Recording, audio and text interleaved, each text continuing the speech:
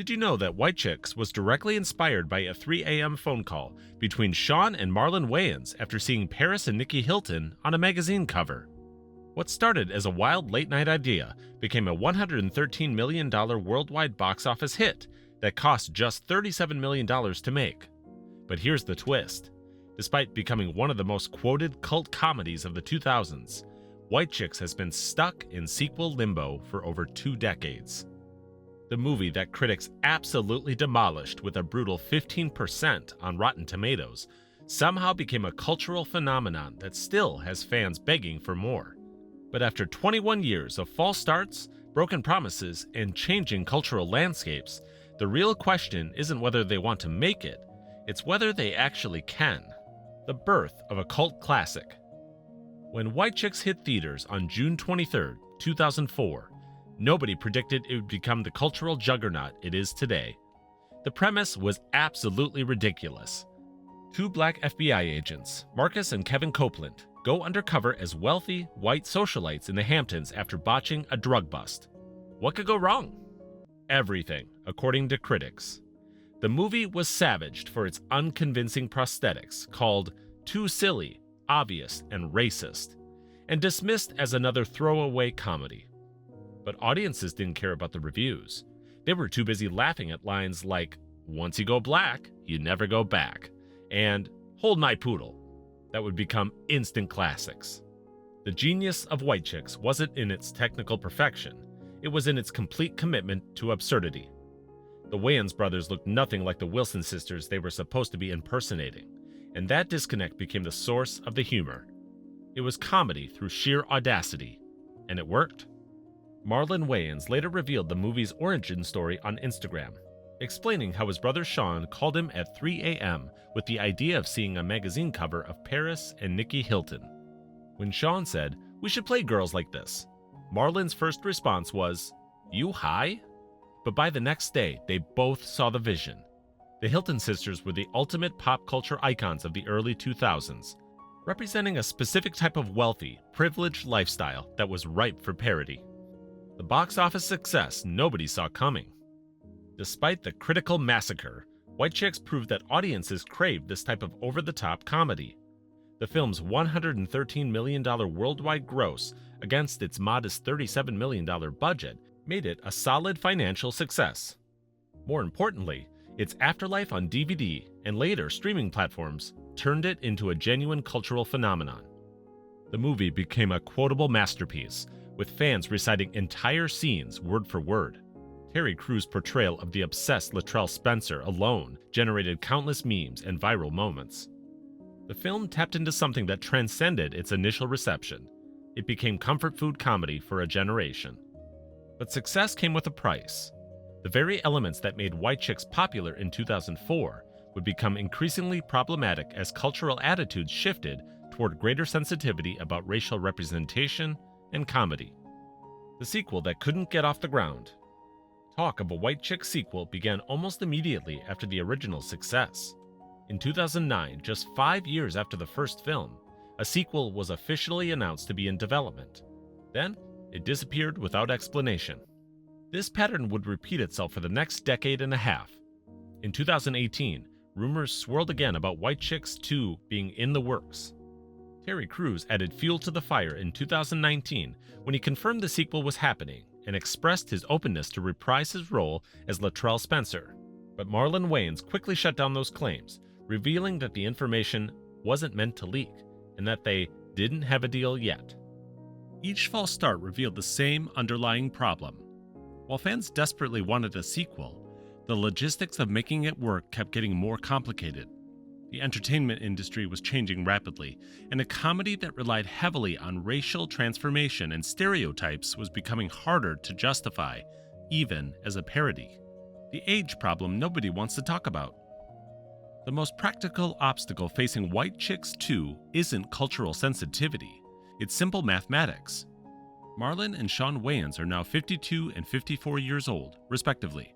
In 2004, they were in their early 30s, young enough to believably, within the movie's absurd logic, pass themselves off as 20-something socialites.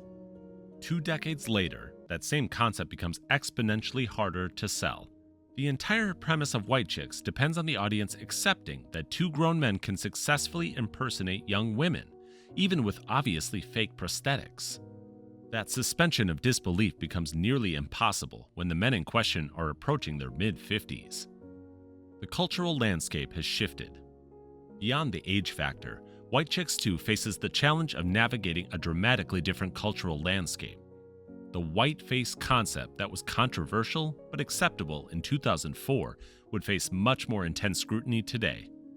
Comedy itself has evolved, with audiences and critics paying closer attention to issues of representation, cultural appropriation, and the impact of humor on marginalized communities. Interestingly, Marlon Wayans has argued that this concern might be overblown. In a 2019 interview, he noted that a good joke is when you can make the people you're parodying laugh. Who loves white chicks the most? White chicks. His point was that the demographic being parodied in the film actually embraced it more than anyone else, suggesting the humor wasn't mean-spirited, but celebratory. The socialite culture that White Chicks lampooned has also largely disappeared. The Paris Hilton era heiresses who inspired the film have been replaced by social media influencers and reality TV stars. A modern White Chicks would need to update its targets, potentially focusing on Instagram influencers or TikTok celebrities rather than traditional wealthy socialites. The Wayans brothers' comeback strategy. The announcement of White Chicks 2 doesn't exist in a vacuum. It's part of a broader Wayans brother renaissance. Their return to the Scary Movie franchise with Scary Movie 6, set for 2026, represents their first major Hollywood project together in years. The success or failure of that film will likely determine whether studios are willing to greenlight another Wayans project. Marlon's strategy seems clear. Prove they can still draw audiences with Scary Movie 6, then leverage that success into White Chicks 2. It's a smart approach that acknowledges the reality of Hollywood business while giving fans hope for the sequel they've been demanding. The Scary Movie franchise revival also suggests that there's still an appetite for the type of broad, irreverent comedy the Wayans brothers specialized in during their peak years. If Scary Movie 6 succeeds, it could signal that audiences are ready for a return to less politically correct humor. What White Chicks 2 could look like. If White Chicks 2 were to happen, it would require significant changes to be relevant in 2025. The most logical approach would be to position Marcus and Kevin Copeland as mentors rather than the main operatives. They could train younger FBI agents in the art of undercover work, sharing war stories from their time as the Wilson sisters, while a new generation takes on the actual disguise work. This approach would allow the original cast to return without asking them to carry the physical comedy burden that made the first film work. It would also provide opportunities to update the social commentary for a new era, targeting influencer culture and social media rather than traditional high society.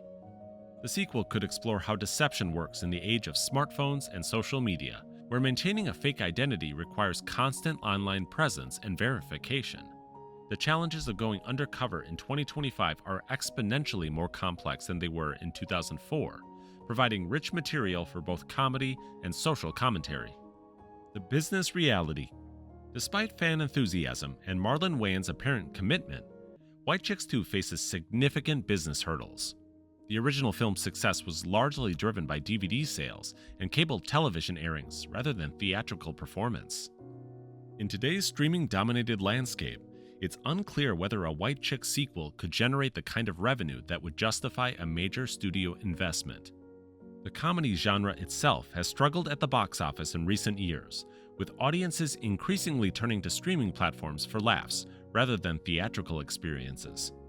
This shift could actually work in White Chick 2's favor, as streaming platforms are often more willing to take risks on nostalgic content that might not work theatrically.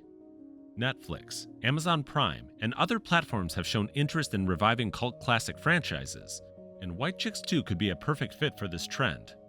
The built-in fan base and guaranteed social media buzz could make it an attractive proposition for a streaming service looking to generate subscriber engagement.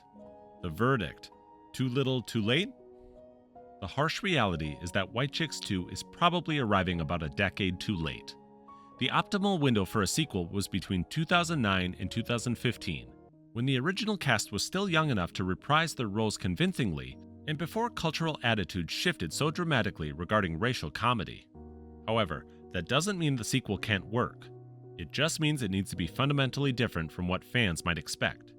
A successful White Chicks 2 would need to acknowledge the passage of time, update its social commentary for the modern era, and find new ways to create the absurdist humor that made the original memorable.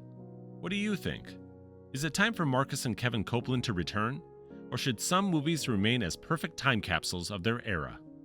Let me know your thoughts in the comments below, and don't forget to like and subscribe for more deep dives into the movies that defined a generation.